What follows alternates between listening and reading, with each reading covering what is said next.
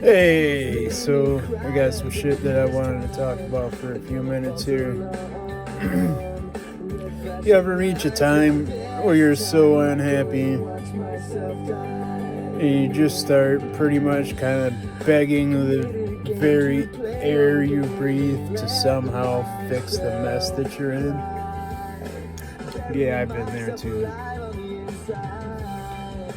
So then when you start to wish that things can change, you may not realize how monumental of a change needs to occur for the change you're asking for to happen. So first, you pretty much have to let your whole life fall apart. Kind of like rebuilding the engine for a car or something, you know? You gotta take it all apart. Probably most of that shit is just garbage. It's not gonna come back. It's not gonna work in the new life that you're trying to have. Those things that you're begging the universe to bring to you, there's just not room for them. You can't be doing some of these other things and still be able to have these new things that you wish are there. So you gotta be ready for that. Personally, I think it's better to have the least amount of resistance. Start trying to let go of that stuff as often as you notice it.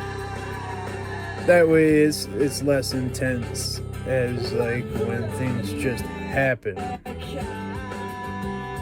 When things just happen to force you into a situation, it can usually be a lot more uncomfortable than when you just admit, okay, this is a toxic situation to be in.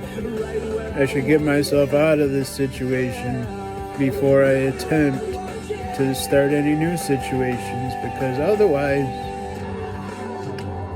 they're going to sabotage each other. You can't have both. You can't have the new you and the old you 100%. You can have pieces of it. You can add in some pieces of the old you after you let it go. You gotta let all of it go first and just kind of start over. Be willing to change in ways that you can't imagine, but don't let yourself get absolutely crazy with it. Remember where you came from. Definitely have to remember where you came from and learn from your mistakes.